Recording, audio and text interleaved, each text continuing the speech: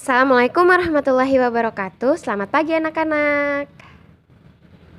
Hari ini hari Rabu tanggal 17 Februari 2021 kita akan melanjutkan pembelajaran tema, yaitu ada di buku LKS tema 6. Coba kita buka bukunya di halaman 35.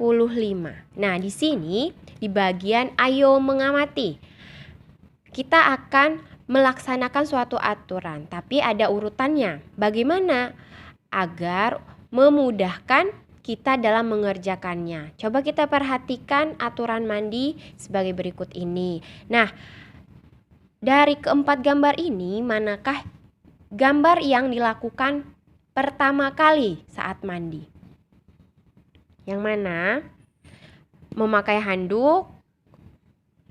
Apa memakai sabun dulu, baru menyiram badan, terus baru membersihkannya? Oke, kita menyiramkan air ke badan terlebih dahulu. Ini nomor 1. Yang kedua, lalu kita menggunakan sabun mandi ke seluruh badan kita.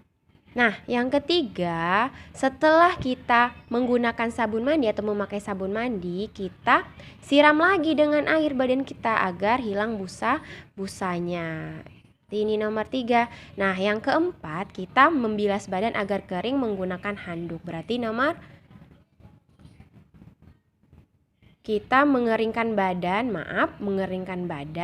menggunakan handuk. Berarti ini nomor 4. Nah, itu urutan aturan mandi. Yang pertama, menyiramkan air ke badan atau ke tubuh kita. Yang kedua, menggunakan sabun mandi agar saat kita mandi badan kita wangi dan bersih. Yang ketiga, lalu kita siram kembali badan kita agar hilang busa-busa sabunnya. Yang keempat, mengeringkan badan menggunakan handuk setelah menyiram tadi. Sampai bersih dulu ya busa-busanya, baru mengeringkan badan kita pakai handuk. Oke, kita lanjut ya. Coba kita lanjut ke halaman 36. Di sini kalau kalian ketemu dengan soal atau sampai nanti harus diingat, kalau petunjuk itu adalah sesuatu arahan atau tanda. Fungsinya untuk apa? Untuk menunjukkan atau memberitahu. Nah, ada berapa macam petunjuk?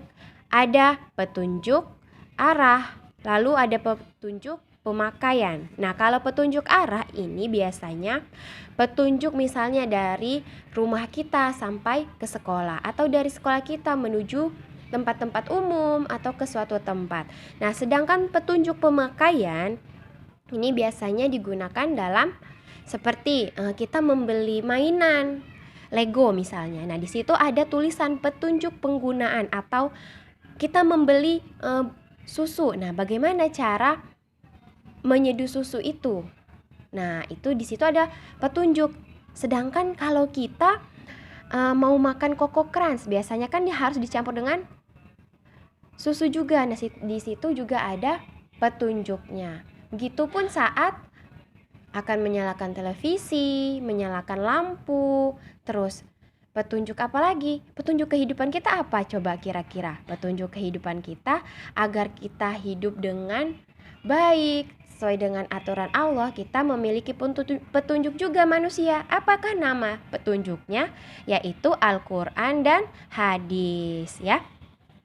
Kita lanjut ke halaman 37. Halaman 37, di sini kita akan belajar dengan satuan tidak baku. Satuan tidak baku kali ini yaitu satuan baku alat ukur panjang. Nah, kita bisa menggunakan alat ukur panjang, misalnya bisa menggunakan pensil, korek api atau pulpen, terus pita, tali, dan lidi. Nah, tetapi kalau kita menggunakan satuan panjang pensil misalnya, kalau pensilnya belum diraut, itu bisa kita gunakan. kalau sudah diraut kan belum tentu sama temannya. Misalnya temannya udah segini, ada yang masih panjang atau ada yang baru diraut. Nah, kalau korek api itu kan satuan ya, bijian. Nah, kalau pulpen itu kalau ininya tidak dibuka, tutupnya tidak dibuka. Nah, kalau pita biasanya ada ukuran dulu, berapa senti dulu yang digunakan. Begitupun juga tali. Nah, kalau lidi sama halnya dengan tali dan pita, sesuai panjang yang kita sepakati dalam pengukuran tidak baku ukuran panjang ya. Yuk, kita lanjut ya. Kita lanjut ke bagian petunjuk. Nah, di sini ada petunjuk alat penyiram. Nah, kita ini tidak usah kita kerjakan.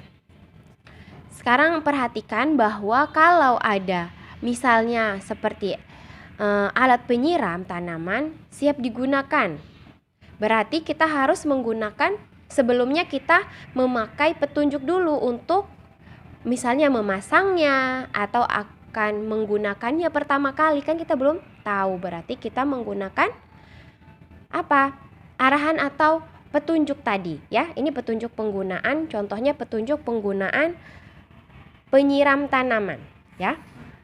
Di sini kita bisa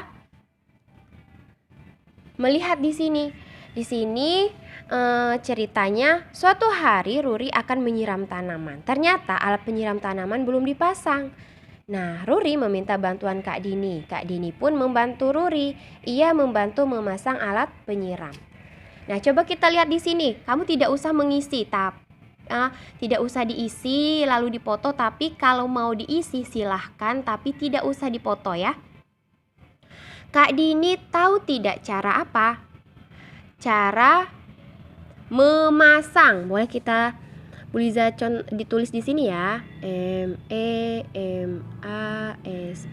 Memasang. Tentu tahu, kata Kak Dini. Terus kata Ruri, beri titik-titik Ruri bagaimana cara memasangnya. Beri apa? Beri petunjuk.